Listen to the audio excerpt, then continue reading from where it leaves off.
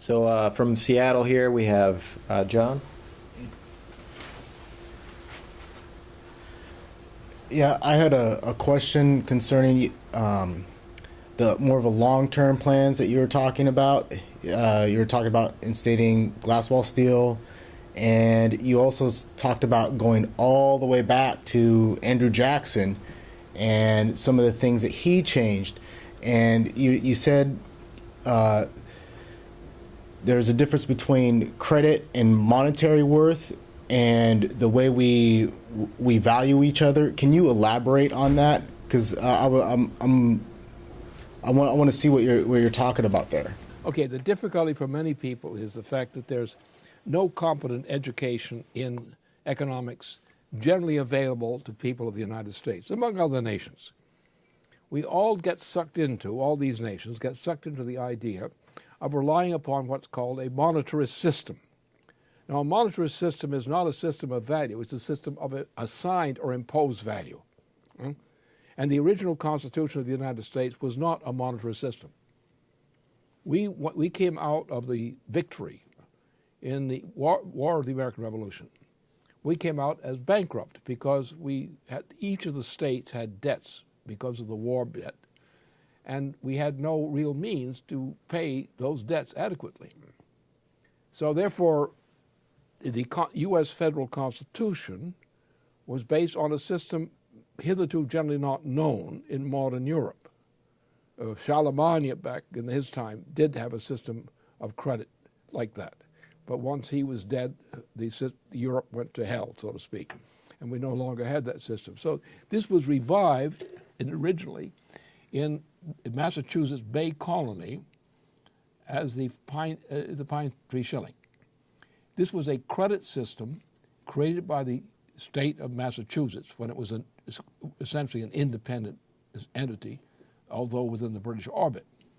And what happened is that when the British Empire system took over, the Massachusetts Bay Colony was crushed, but people from the Massachusetts Bay Colony went to Philadelphia and similar places and restored the germ of the intention of the Bay Colony.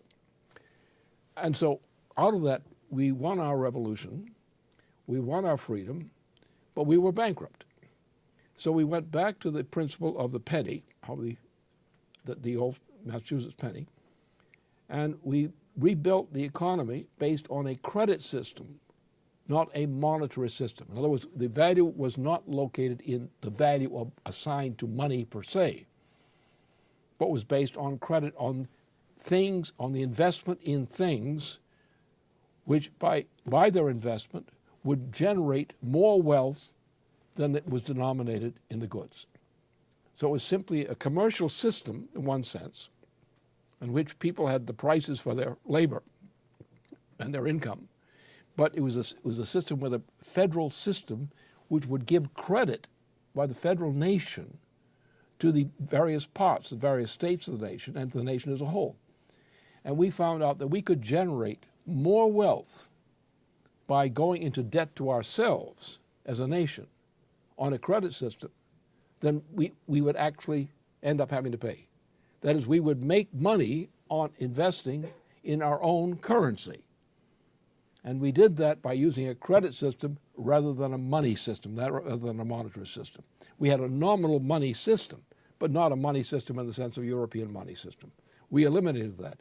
What happened with Andrew Jackson, who was actually a traitor to the United States, along with a bunch of other scoundrels of similar nature, we got back into the old problem again. What happened in effect with Glass-Steagall, we eliminated part of the problem under Franklin Roosevelt. When we canceled Glass-Steagall, then immediately the United States went to hell. And all the aggravated poverty in the United States today is a result of the cancellation of Glass-Steagall, because it allowed a pure gambling system by these kinds of banks, which are not regular banks, but they're oligarchical banks, and the international banking system. We are looted. Today, our currency, the Federal Reserve System, for example, is hopelessly bankrupt. It could never be recovered. It could never be saved. It has to be canceled. And the way we cancel it with Glass-Steagall, which means that all the legitimate banking system under our formal law will be restored. But those guys who have invested in gambling debts, buddy, the federal government doesn't owe them anything. If they're bankrupt, they're bankrupt. And we will have to rebuild our credit system as we had it before. We will have to do the same thing that Franklin Roosevelt did. And under that condition, the restoration of a credit system as opposed to a monetary system, we can survive. The thing is the federal government has to give the backing for the utterance of credit, public credit, for investments and projects which are deemed worthy of that. The purpose of that is to increase the productive powers of labor. And that is the way by which we will increase and restore our economy. For example, if you take the benefits of NWAPA, if you're familiar with the NWAPA design, this is the greatest project which has ever been planned so far on this planet. My friends and I are now cooperating to restore that program.